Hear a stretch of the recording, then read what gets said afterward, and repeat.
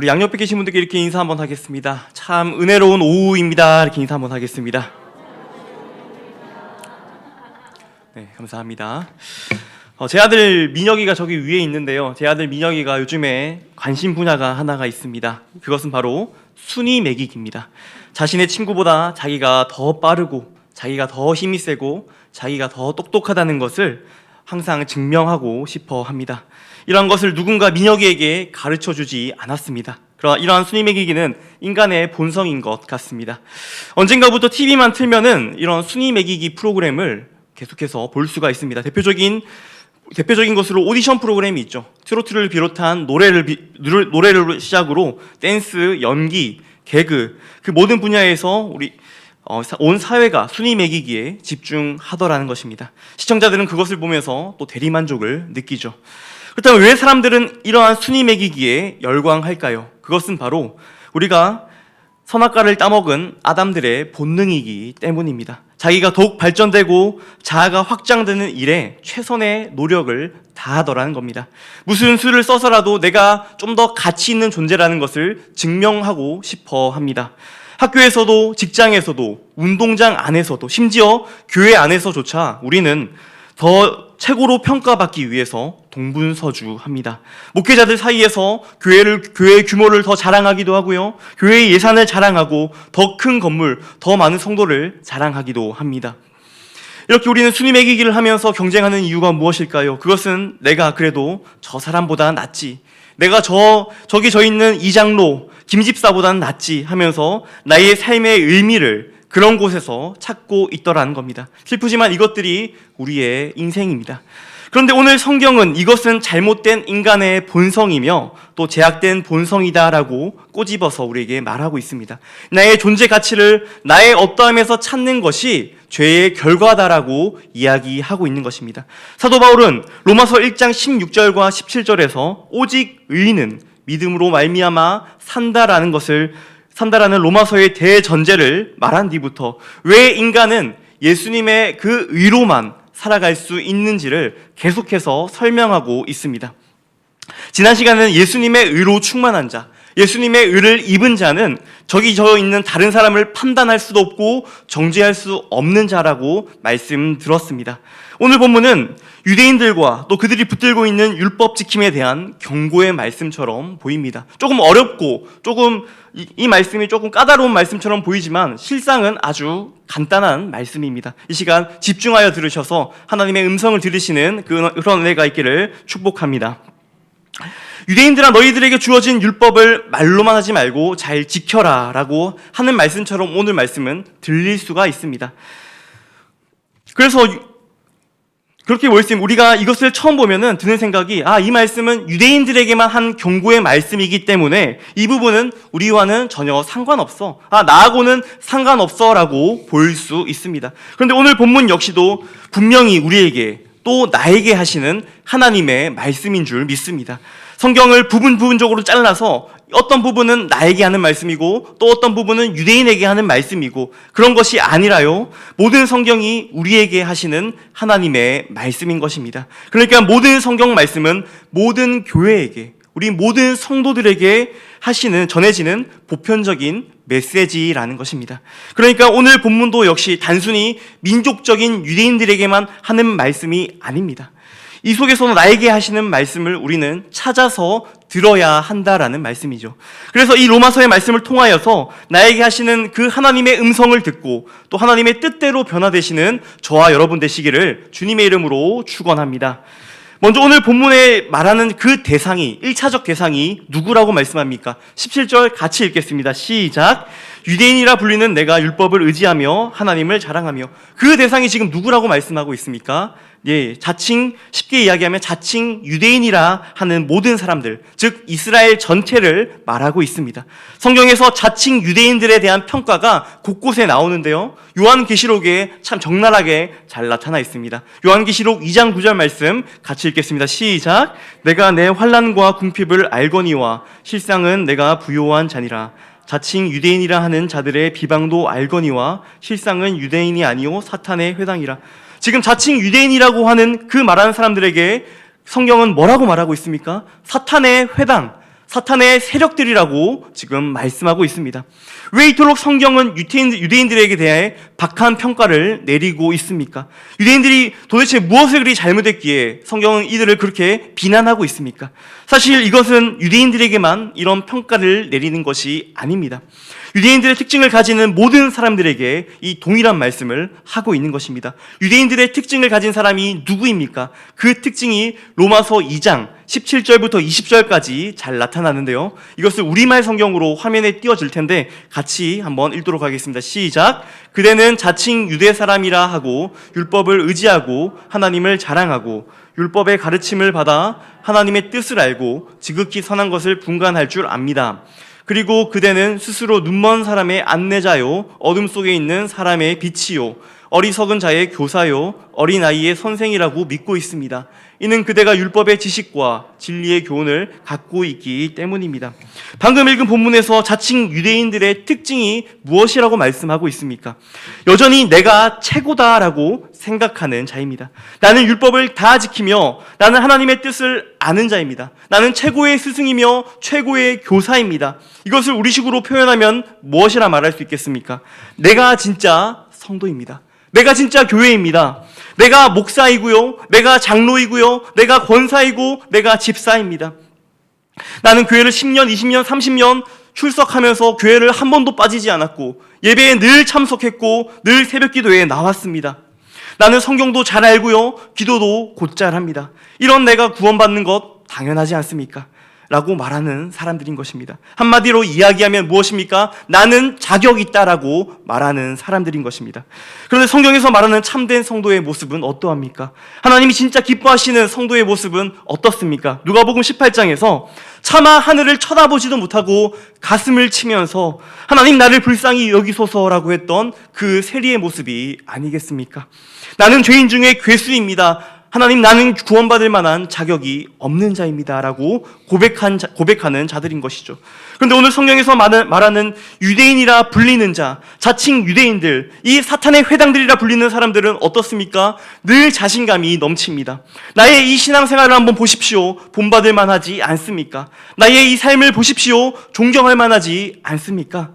17절을 보시면은 그들은 율법을 의지하고 하나님을 자랑하기까지 합니다. 그리고 하나님의 뜻도 안다고 합니다. 율법과 하나님의 말씀을 공부했기 때문에 무엇이 옳고 무엇이 그르며 무엇이 선하고 무엇이 악한지를 잘 분간할 줄 안다고 확신합니다. 그리고 19절과 20절입니다. 자기는 율법도 알고 선악을 분별하며 선악을 분별하는 능력도 뛰어난 성숙한 사람이기 때문에 소경의 길잡이가 될 자격이 충분하다고 말합니다. 그런데 이러한 사람이 성도입니까? 진정한 성도입니까? 아닙니다. 전형적인 하나님의 은혜를 모르는 자들이라는 것입니다. 진짜 하나님의 은혜를 아는 자, 진짜 하나님의 은혜를 입은 자들의 고백은 사도 바울의 고백처럼 나의 나된 것은 오직 하나님의 은혜입니다라고 고백하는 자들인 것입니다. 이어서 사도는 21절부터 자칭 유대인들이라고 말하는 인본주의자들의 실체를 낱낱이 폭로합니다. 21절부터 24절까지 말씀 우리말 성경입니다. 같이 한번 읽겠습니다. 시작! 그렇다면 남을 가르치는 그대가 도둑질하지 말라고 선포하는 그대가 왜 도둑질합니까? 간음하지 말라고 하는 그대가 왜 간음합니까? 우상이라면 질색하는 그대가 왜 신전 물건을 훔칩니까? 율법을 자랑하는 그대가 왜 율법을 어기고 하나님을 욕되게 합니까? 기록되기를 하나님의 이름이 너희로 인해 이방 사람들 사이에서 모욕을 당하는구나라고 한 것과 같습니다. 이 말이 무슨 말입니까? 지금 자신만만하게 자신의 선함과 자신의 잘남을, 자신의 유식함을 자랑하는 유대인들에게 지금 사도는 일갈하고 있습니다. 이 도둑놈들아라고 하면서 소리치고 있는 것이죠. 이 말씀을 우리가 얼핏 보면요, 너희가 말만 하지 말고 이 율법의 말씀을 지켜서 행하라는 말씀처럼 보일 수 있습니다. 그런데 실상은 그렇지 않습니다. 지금 유대인들에게 너희가 말만 하지 말고 율법을 지켜서 행하라는 행함을 강조하는 말씀이 아니라는 것입니다. 유대인들은 율법을 목숨 걸고 지키던 사람들이었습니다. 그럼 그들이 도둑질이나 간음이나 신성 모독을 함부로 했겠습니까? 그렇지 않습니다. 그럼 무슨 말씀입니까? 이 말씀은 율법을 겉핥기로만 알지 말고 진짜 율법에 담겨져 있는 하나님의 속뜻을 깨달으라는 말씀입니다. 율법의 진짜 속뜻을 깨달으라는 것이죠. 여러분, 율법의 진짜 기능이 무엇입니까? 율법에 나타난 하나님의 진짜 뜻은 무엇입니까? 애초에 율법은 하나님이 우리에게 구원의 방법으로 주신 것이 아닙니다. 이 말이 무슨 말입니까? 율법을 다 지켜 행하여서 너희가 구원을 받으라고 주신 것이 애초에 아니라는 말씀입니다. 그렇다면 하나님께서는 우리에게 왜 율법을 주셨습니까? 율법을 가지고 우리는 무엇을 알 수 있습니까? 우리는 이 율법을 가지고 죄를 알 수 있습니다. 너희는 이 율법을 절대로 지킬 수 없어. 너희들의 행함으로, 너희들의 행위로 절대로 의롭다라고 칭함을 받을 수가 없단다. 이것을 우리에게 알려주기 위함이 아닙니까? 인간 중에 어느 누가 이 율법을 행함으로써, 이 율법을 지킴으로써 구원을 받았습니까? 아브라함입니까? 모세입니까? 다윗입니까? 아닙니다. 그 어느 누구도 이 율법을 지킴으로써 의롭다라고 칭함을 받지 못했습니다. 그런데 지금 유대인들은 무엇을 하고 있는 것입니까? 이 표면적인 율법을 지킴으로써 나는 지금 율법을 다 지켰습니다라고 말하고 있는 것입니다. 이것 한번 보십시오. 나는 613개의 율법 조항을 다 지켰습니다. 그러니 나는 구원받을 만합니다. 구원받을 자격이 있습니다. 나는 선생이 될 만한 자격이 있습니다. 나는 존경받을 만한 자격이 있습니다. 라고 지금 외치고 있는 것입니다. 하나님은 분명 이 율법을 통해서 너의 죄를 깨달아라. 너의 불가능함을 깨달아라. 도저히 너의 힘으로는 너가 구원받을 수 없는 자임을 깨달아라. 너는 은혜 아니면 살 수 없는 자임을 너는 깨달아라라고 이 율법을 우리에게 주셨는데, 근데 그 유대인들이 이 율법을 가지고 무엇을 하고 있습니까? 나의 행위를 자랑하고 있더라는 겁니다. 나의 높음을 자랑하고 있더라는 것입니다. 이것이 제가 서론 부분 말씀드렸던 선악과를 따먹은 아담의 모습입니다. 이는 사도만 이 이야기를 말하는 것이 아닙니다. 예수님께서도 복음서에서 동일한 내용을 말씀하고 계십니다. 마태복음 23장 13절과 15절 말씀 우리 한번 같이 읽겠습니다. 시작. 화 있을진저 외식하는 서기관들아 바리새인들이여, 너희는 천국 문을 사람들 앞에서 닫고 너희도 들어가지 않고 들어가려 화 있을진저 외식하는 서기관들과 바리새인들이여, 너희는 교인 한 사람을 얻기 위하여 바다와 육지를 두루 다니다가 생기면 너희보다 배나 더 지옥 자식이 되게 하는도다. 예수님께서 지금 유대주의자들에게 뭐라고 말씀하고 계십니까?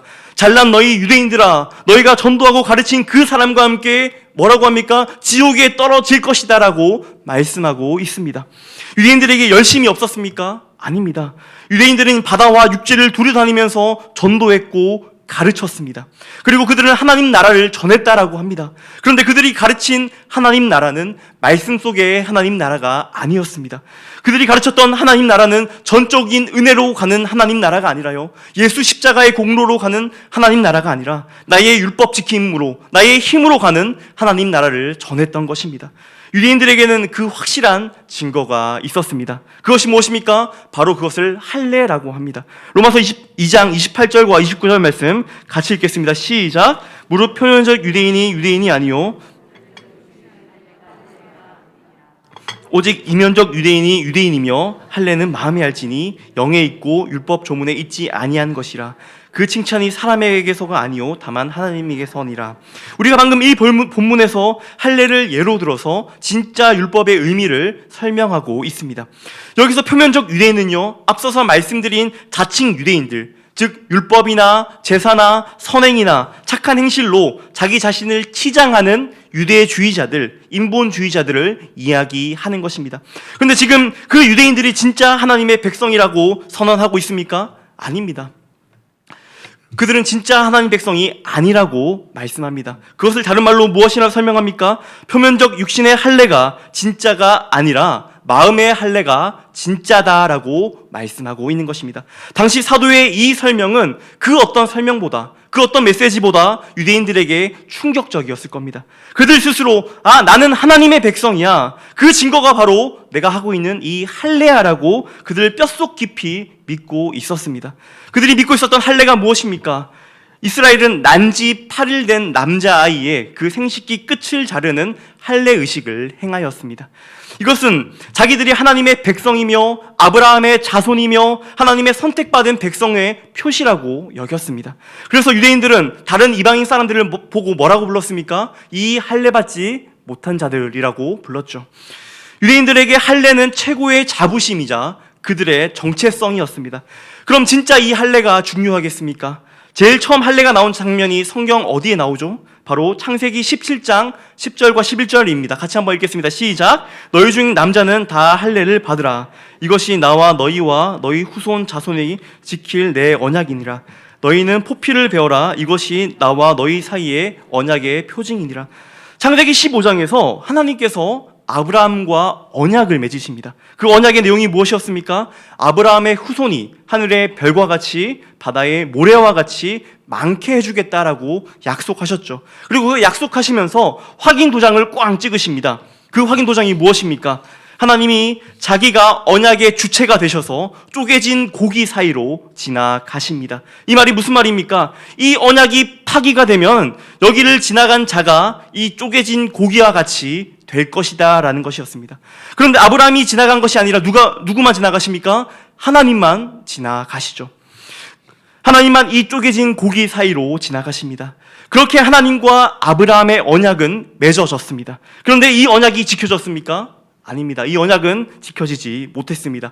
누가 이 언약을 먼저 저버렸습니까? 아브라함입니다. 아브라함이 하나님을 신뢰하지 못하고 자기의 힘으로 아들 이스마엘을 낳아 버린 것입니다. 그래서 어찌되었든 간에 하나님과 아브라함 사이에 그 언약은 금이 가버렸습니다. 그런데 놀랍게도 하나님은 이 금을 메워 버리십니다. 어떻게 메워 버리십니까? 하나님 스스로가 그 고기처럼 쪼개지셨습니다. 하나님의 본체이신 예수님께서 십자가에 처참히 매달려서 죽으셨습니다. 그래서 그 언약이 완성되었습니다. 인간의 무력함과 인간의 패역함으로써 인해 금 같던 그 언약을 하나님 스스로가 해를 입으시면서 그 언약을 다시 한번 회복시키더라는 것입니다. 그리고 창세기 17장에 등장한 것이 바로 할례입니다. 창세기 15장에 그 재물을 쪼개다라는 어구는 히브리어로 바라트라는 단어입니다. 이 단어의 어근은 바라라는 단어인데요. 이 바라에서 또 생겨난 단어가 바로 베리트, 언약이라는 단어입니다. 이것을 쉽게 이야기하면 무엇입니까? 하나님께서 애초에 쪼개지심과 그리고 언약을 같은 단어로 두셨다는 것입니다. 정말 감동적이지 않습니까? 애초에 이 언약이라는 것의 전제에 하나님의 쪼개지심이 담겨져 있었다라는 뜻입니다. 하나님은 십자가 위에서 쪼개지셨고요. 그로 인해 하나님의 백성들과의 언약은 다시 회복되었습니다. 그러니까 하나님의 쪼개지심으로 언약이 회복된 것입니다. 그리고 그 속에서 우리들, 즉 성도들이 탄생된 것입니다. 예수님의 십자가에 흘린 그 보혈로 인해서 저와 여러분들이 나타난 것입니다. 원래 출산은 어디서부터 시작됩니까? 어디서부터 새 생명이 시작됩니까? 남자의 생식기 끝에서 시작되죠. 그런데 이 생식기의 끝을 잘라버리시고 누가 쪼개지셨습니까? 하나님이 대신 쪼개지셨습니다. 그로 인해 하나님의 백성들, 이 언약의 회복으로 인해 나타난 하나님의 백성들이 영적인 이스라엘, 즉 바로 교회가 된 것입니다. 그리고 이 쪼개짐의 이야기를 몸에다가 흔적으로 새겼는데요. 그 흔적이 무엇입니까? 그것이 바로 할례라는 것입니다. 그래서 이 할례라는 것을 볼 때 유대인들은 어떤 마음이 들어야 됩니까? 어떤 마음으로 이 할례를 바라봐야 합니까? 이것 봐, 나는 하나님의 백성이야. 이것 봐, 나는 아브라함의 자손이야. 나는 너희와 달라라고 그렇게 우월감을 느끼라고 할례를 주신 것입니까? 절대 그렇지 않습니다. 할례를 바라볼 때 하나님께서 행하신 은혜를 기억하라는 것입니다. 할례는 그 자체가 인간의 업적이나 인간의 공로가 절대 될 수가 없습니다. 할례는요, 언약을 회복하신 하나님의 언약의 회복을 하나님의 쪼개지심으로 했다는 것을 사실을 기억하라고 우리에게 주신 표시인 겁니다. 그런데 유대인들이 그 할례의 진짜 의미를 잊어버렸습니다. 내가 받은 이 할례는 대단한 것이야. 내가 받은 이 할례는 구원의 징표야. 내가 지키는 이 율법으로 인해서 나는 구원함을 얻었어라고 하고 있는 것입니다. 하나님의 은혜는 잊어버린 채 지금 나의 잘난만을 드러내놓고 있다는 겁니다. 유대인들이 실패한 가장 큰 이유가 무엇이었습니까? 유대인들이 예수님을 십자가에 못 박은 가장 큰 결정적인 이유가 무엇이었습니까? 그것은 하나님의 은혜를 잊어버렸기 때문입니다. 은혜로 선택을 받았고 은혜로 구원함을 얻었고 은혜로 이스라엘이라는 민족이 생겨났지만 그 은혜를 잊어버렸다라는 것입니다. 사랑하는 성도 여러분, 우리가 이 말씀을 보면서 나는 혹시 유대인과 같지 않은가 자신 있게 말할 수가 있습니까? 혹시 우리에게 이 유대인과 같은 모습이 남아있지는 않습니까? 오늘 본문에 나오는 유대인들, 유대주의자들의 모습, 그 인본주의자들의 모습과 우리의 모습이 닮아있지는 않습니까? 우리는 하나님의 은혜를 얼마나 기억하고 있으십니까? 내가 받은 이 구원, 내가 받은 이 은혜, 내가 잘나서 받은 것입니까? 내가 남들보다 더 선하고, 내가 남들보다 더 잘나서, 내가 남들보다 더 의로워서 받은 것입니까?